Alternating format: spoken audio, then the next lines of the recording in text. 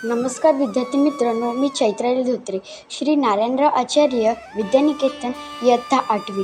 साने गुरुजी लिखित श्यामची आई या पुस्तकातील रात्र 27वी उधार पितृहृदय ही कथा आपल्यासमोर सादर करते. आमच्या घरात त्यावेळी गाय व्यायली होती. गायच्या दुधाचा खर्वस घरी केला होता. आईला माझी आठवण येत होती. मला खर्वस फार आवडत असे. मी लहान होतो तेव्हा गळवळीचा राधा गळवळ माझ्यासाठी तिच्या घरी खर्वस असला तर घेऊन येत असे. ती राधा गळवळ पुढे लवकरच मेली. श्यामला खर्वस पाठवला असता कोणी येणारे जाणारे असते तर. आई वडील म्हणाले, कोणी येणार जाणारे कशाला, मीच घेऊन जातो घराच्या गाईच्या चिकाचा खर्वस. श्यामला आनंद होईल. उद्या पहाटे उठून मीच घेऊन जाईल. परंतु कशात देशील? त्या शेराच्या भांड्यात करून देईल. ते भांडं घट्ट खर्वसाने भरले घेऊन जावे. आई म्हणाली. आईने सुंदर खर्वस तयार केला. खर्वसाची ती भगोनी घेऊन वडील पायी पायी दापोलीस निघाले. शाळेला मधली सुट्टी झाली. गोडलेली पाखरे बाहेर उडून आली होती. गोडलेली वासरे बाहेर मोकळी हिंडत होती. शाळेच्या आजूबाजूस खूपच झाडी होती. कमली आंब्याची झाडे होती. कमली आंब्याची झाडाला फार खालपासून फांद्या फुटतात. त्या झाडाच्या फांद्या जणू जमिनीला लागतात. भूमातेला मिठी मारतात असतात. मधल्या सुट्टीत सूरपारंब्याचा खेळ आंब्याच्या झाडावरून मुले खेळत असत. जणू ती वरणाची बनत व भरभरा उड्या मारत. मुले इथे तिथे भटकत होती. कोणी घरून आणलेले फराळाचे खात होते. कोणी झाडावर बसून गात होते. कोणी फांद्यावर बसून झोके घेत होते. कोणी खेळत होते. कोणी झाडाखाली रेली घेत होती. कोणी वाचित होती तर कुणी वर्गात बसून राहिले होते. मी व माझे मित्र एका झाडावर बसलो होतो. आम्ही भेंड्या लावीत असो. एका पुष्कळाच्या कविता पाठ येत होत्या. जवळजवळ साडे नवीन मला पाठच होत्या. संस्कृत स्रोत, गंगाहरी महिम वगैरे येत होत्या. शिवाय मला कविता करण्यात नाद होता. ओव्या तर भरभरा करत होत्या असत. ओवी, अभंग, दिंडी, सांकी यासारख्या सोपी वृत्ती विकसित असतील तर ते अभिजात मराठी वृत्ते मी एका बाजू एकटा व बाकी सारे मुले दुसऱ्या बाजू. तरी मी त्यांच्यावर भेंड्या लावत असे. मला मुले थट्टीने बालकवी असे म्हणत.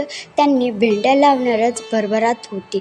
इतक्यात काही मुले श्याम, अरे श्याम अशी हाक मारत आले. त्यांनी अचानक मला बघितलं. श्याम, अरे कोणीतरी तुला शोधित आहे. आमच्या मारीत त्यांच्याकडील श्याम कुठे आहे अशी चौकशी करीत. इतक्यात माझे वडील माझे शोध करीत माझ्याजवळ येऊन मी विचारले, भाऊ तुम्ही इकडे कसे आलात? आता आमची घंटा होईल. मी घरी भेटलो असतो. वडिलांचा तो कसा तरी गबाळ्यासारखा केलेला पोशाख पाहून मला लाज वाटत होती. इंग्रजी शिकणाऱ्या मुलात मी वावरत होतो. जरी कशाचे मला महत्त्व कळून लागले नव्हते तरी झकपक पोशाखाचे कळून लागले होते. 6 कोस चालून आलेल्या पित्याचे प्रेम मला दिसले नाही. मी आंधळा झालो होतो. शिक्षणाने हृदयाचा विकास ऐवजी संकोच होत असा. शिक्षणाने अंतर्दृष्टी याऐवजी आधुनिक बारीक दृष्टी मी होऊन लागलो होतो. वस्तूच्या अंतर्गात जाण्यास शिक्षणाने तयार ऐवजी वस्तुबाह्य रूपकाच्या भुलून लागले होते. जे शिक्षण मनुष्याला अंतरातून हृदयात नेत नाही, त्यांच्या हृदयमंदिरातील सत्यदृष्टी दाखवित नाही, ते शिक्षण नव्हे. शिक्षणाने मला प्रत्येक वस्तू, प्रत्येक व्यक्ती म्हणजे ज्ञानमंदिर वाटले पाहिजे. या सर्व बाह्य आकाराच्या आत जी दिव्य व भव्य सृष्टी असते तिलाच दर्शन मला झाले पाहिजे. ते जोपर्यंत होत नाही, अंधुकही होत नाही, तोपर्यंत घेतलेले शिक्षण व्यर्थ समजावे. हृदयात विकास ही एक अंतिम महत्त्व, जीवनाला सुंदरता व कोमलता आणणारी वस्तू आहे. 6 कोस वडील चालून आले का आले? तो खर्वस. ती एक खर्वसाची वाडी मुलाला देण्यास किती प्रेम! त्या प्रेमाला कष्टाला आनंद रूपाचा वाटत होता. खरे प्रेम त्याच ज्याला अनंत कष्ट, हाल व आपत्ती सुंदर आणि मधुर वाटतात.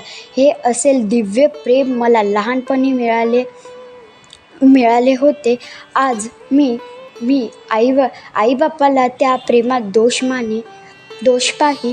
त्यांनी स्वतःच्या गावातील एखाद्या गरीब मुलाला खर्वस दिला असता, एखाद्या हिरजनाच्या मुलाला खर्वस दिला असता, शेजारणीच्या मुलाला श्यामचीच रूपे त्यांना का वाटत नसावी?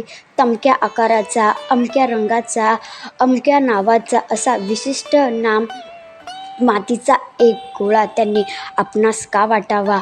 परंतु ही थोर सृष्टी एकदम येत नाही. मनुष्य हळूहळू वाढत जातो. जीवनातून निरागस जीवनाकडे वळतो. माझे आईबाप मला अपार प्रेम पाजित होते, म्हणून थोडे तरी प्रेम मला आज देता येत आहे. माझ्यातील प्रेमपणाचे बी त्यावेळेस पेरले जात होते. त्याच बीजाचा हा अंकुर आहे. मला नकळत त्यांनीही नकळत माझे आईबाप माझ्या जीवनात माझ्या हृदयातील बागेत कोमल व प्रेमळ भावनांची रोप लावित होते. म्हणून आज माझ्या जीवनात थोडा आनंद आहे, थोडा सुगंध आहे. ओसाड नाही, वृक्ष बगबगीत नाही. मुले मला हसतील, ते का तुझे वडील काय फेटा बांधलेला आहे, काय तो कोट, असे म्हणून चिडवतील. याचेच मला वाईट वाटत होते.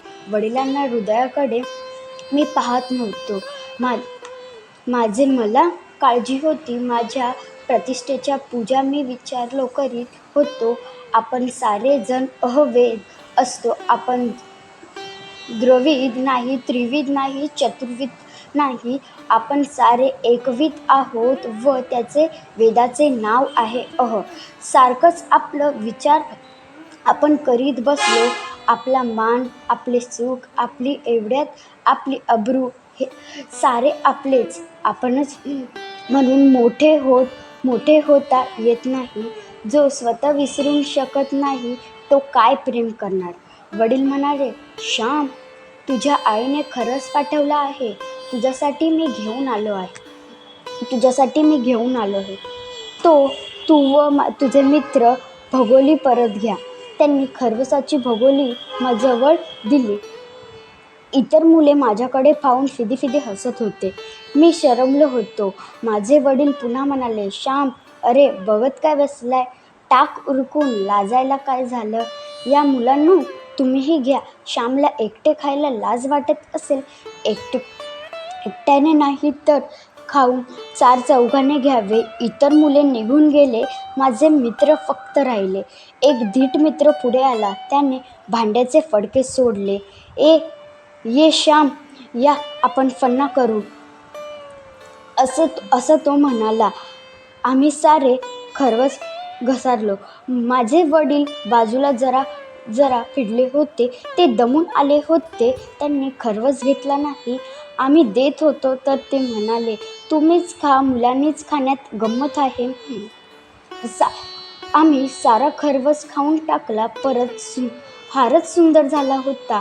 थकलेल्या वडिलांचा जरा डोळा लागला होता. इतक्यात घनघन घंटा वाजली. वडील एकदम जागे झाले. ते म्हणाले, झाले खाऊन, आणि ते भांडे नदीवर घासून देईल. ते भांडे तीच त्याजवळ दिले. वडील जाव्यास निघाले.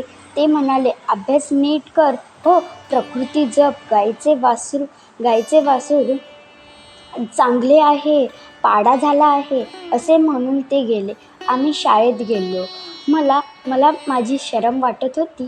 अशा प्रेमळ आईबापाची मी कर्तृत्व मुलगा आहे असे मला मनात येत होते. गोष्ट तर होऊन गेली, परंतु रुखरुख लागू राहिली. 6 कोस केवळ खरवसीचा वाटा घेऊन येणारे वडील व त्यांनी पाठीवर असणारी माझी थोर आई, या दोघांचा प्रेमांत अनंत ऋण कसे फेडणार? माझ्या शेकडो भाऊ बहिणींना जर मी असे निरपेक्ष प्रेम देईल तर त्यांचेच थोडे अनगृण होता येईल. धन्यवाद.